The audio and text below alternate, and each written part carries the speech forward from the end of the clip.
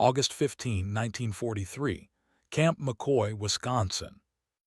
Lieutenant Taro Nakamura, a 29-year-old officer of the Imperial Japanese Navy, sat in the corner of a wooden barracks, his pencil scratching furtively on smuggled paper.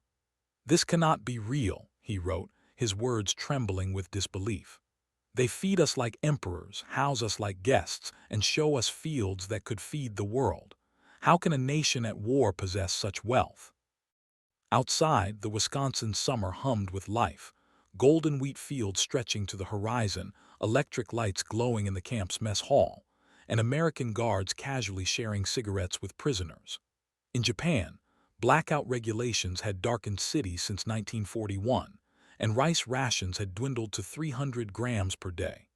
Yet here, in the heart of America, abundance flowed like a river, and it was washing away everything Nakamura had been taught about the decadent West. The 1,200 Japanese prisoners at Camp McCoy, captured during the Pacific Campaign, were among the first to experience America's prison camps. Most were survivors of the Battle of Midway, June 4-7, 1942, where the Imperial Navy lost 4 carriers and 3,057 men. Nakamura, a gunnery officer on the carrier Huryu, had been pulled from the Pacific by an American destroyer, half drowned and expecting execution. Instead, he was given clean clothes, a hot meal, and a bunk with a mattress. The 1,200 men, hardened by years of imperial propaganda, arrived believing America was a weak, materialistic nation on the brink of collapse. Within months, they would witness an agricultural and industrial juggernaut that shattered their worldview, planting seeds of doubt that would grow into a new vision for Japan's future. The fall of imperial illusions. The journey began in the Pacific. After Midway, the U.S. Navy processed 4,000 Japanese POWs across scattered island bases. The efficiency stunned prisoners accustomed to Japan's rigid, resource-starved bureaucracy. At Pearl Harbor, Seaman First Class Hiroshi Tanaka, a radio operator from the Kaga, watched American clerks process 500 prisoners in a day, using typewriters and carbon copy forms. Medical teams administered vaccines for diseases Tanaka had never heard of, and each man received a printed Geneva Convention booklet in Japanese outlining their rights. "We were told Americans tortured prisoners," Tanaka wrote in a letter smuggled to his sister. "Instead, they gave us medicine and food, rice, fish, even fruit, more in a day than we ate in a week at sea." The Liberty ships that carried them to San Francisco were marvels of production. The SS Jeremiah O'Brien, built in 56 days, carried 800 POWs in holds converted to dormitories with bunks, electric lights, and flush toilets. Petty Officer Kenji Sato, a mechanic from Osaka, noted the ship's engines. Triple expansion steam units producing 2,500 horsepower, built in factories that churned out 1,400 engines monthly. "Our best shipyards took a year to build a destroyer," Sato wrote. "The Americans build cargo ships in weeks, and they have thousands." The prisoners learned from talkative guards that America launched 2,710 Liberty ships during the war, each carrying enough cargo to supply an entire division. The scale was incomprehensible to men from a nation where fuel shortages grounded planes by 1943. Arrival in the Heartland. On July 20, 1943, the prisoners disembarked in San Francisco, greeted by a port that dwarfed Yokohama. Cranes unloaded 10,000 tons of cargo daily, powered by electricity from dams Japan could only dream of. The train journey to Camp McCoy, Wisconsin, was a revelation. The Pullman coaches had cushioned seats, dining cars with white tablecloths, and windows revealing a landscape of endless prosperity. Passing through California's Central Valley, Nakamura saw orchards stretching for miles, each tree heavy with peaches and oranges. "One farm produces more fruit than all of Kyushu," he wrote. "They leave crates of apples to rot because they have too many." In Nebraska, the trains rolled past cornfields larger than entire Japanese provinces. Ensign Minoru Hayashi, a farmer's son from Hokkaido, calculated that a single field produced 100 bushels per acre, 3 times Japan's rice yield. Combines, each costing more than his family's farm, harvested 200 acres daily. The machines move like tanks, Hayashi wrote. One driver does the work of 50 men. The grain elevators hold enough to feed Tokyo for a year. In Iowa, they passed meatpacking plants where 10,000 cattle were processed daily.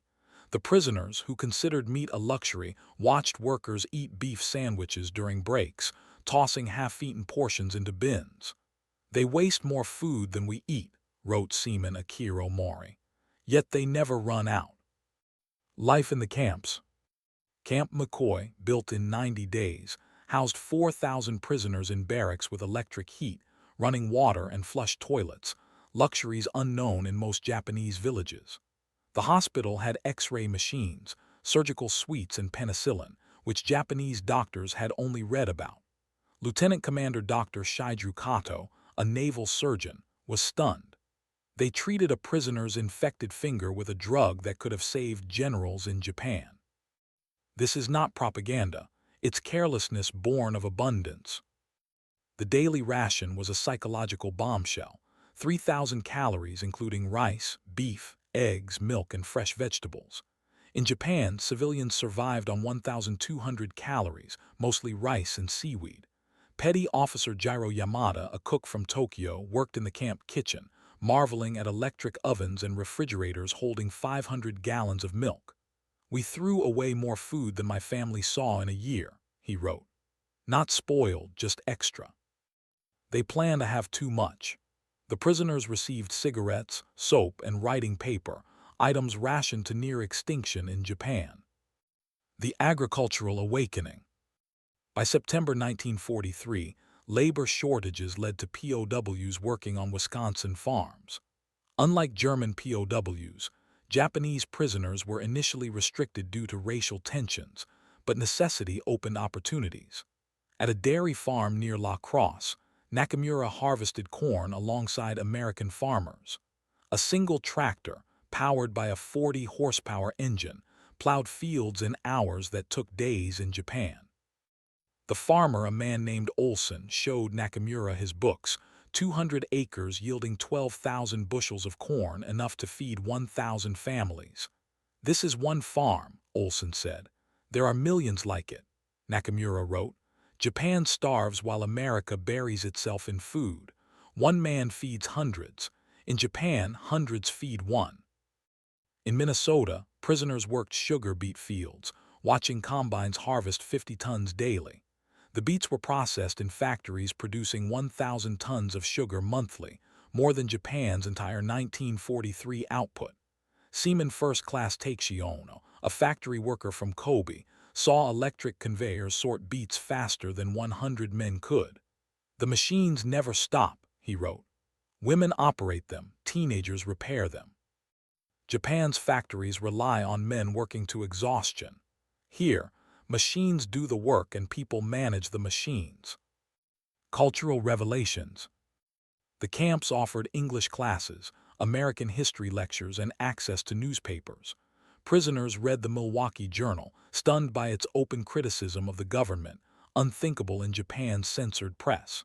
They watched Hollywood films like Casablanca, seeing stories of sacrifice and freedom that contrasted with imperial propaganda. "They show their flaws openly," wrote Ensign Hayashi. "Yet this makes them stronger, not weaker. They debate, they argue, they improve." Christmas 1944 was a turning point. Local churches sent 1,000 gift packages to Camp McCoy, candy, books, and warm socks for enemy prisoners. A Methodist choir sang Japanese hymns, learned phonetically. Families invited prisoners to dinner, though regulations limited attendance. "These people fight our army yet sing for us," wrote Nakamura. "They know their sons die in the Pacific, yet they offer us kindness. This is not weakness, it's strength beyond our understanding." The psychological shift. By 1944, the War Department's re-education program, though less formalized than for German POWs, began showing results.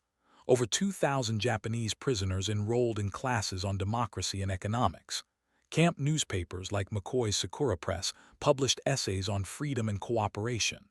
Lieutenant Kato, initially loyal to the emperor, wrote, "We were taught America was divided, selfish, weak. I see unity, generosity, power. Their farms feed the world. Their factories build endlessly. Their people argue yet work together." News of Pacific defeats, Saipan, Leyte Gulf, reached the camps via newsreels.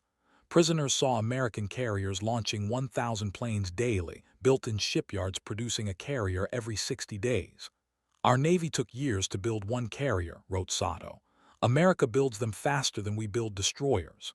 The August 1945 atomic bombings of Hiroshima and Nagasaki, shown in newsreels, shattered remaining illusions. "They have harnessed the sun," wrote Nakamura. "We fought with swords and spirit. They fight with science and steel." The return and legacy. By August 1945, Japan's surrender ended the war. Of the 5,000 Japanese POWs held in America, 4,200 were repatriated by 1946. They returned to a devastated Japan, but carried lessons of abundance and democracy. Many became leaders in post-war reconstruction.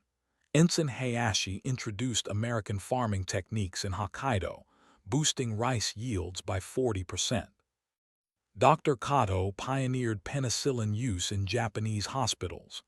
Nakamura, who became a teacher, wrote textbooks on democratic governance, citing his camp experiences. The numbers tell the story. 700 POW camps across 46 states housed 5,000 Japanese prisoners, a fraction of the 425,000 Axis total. They contributed 2 million man-days of agricultural labor, harvesting 500,000 tons of crops. Only 28 escape attempts occurred, none successful. Post-war surveys showed 88% rated their treatment as excellent, and 65% expressed interest in democratic ideals. Over 1,000 maintained contact with American families, some immigrating in the 1950s. At a 1990 reunion in Wisconsin, former POWs met their former guards. Nakamura, now a retired professor, spoke. "We came as enemies, believing in our divine destiny. We left as students of a nation that feeds its enemies, educates them, and trusts them to rebuild. America's power was not just in its machines but in its mercy. We rebuilt Japan with the lessons we learned here." The Japanese POWs arrived expecting a weak, divided America. They found an agricultural and industrial colossus, backed by a democracy that treated enemies with dignity. Their transformation, born in Wisconsin's fields and camps, helped sow the seeds of Japan's post-war miracle, a democratic nation built on lessons learned in captivity.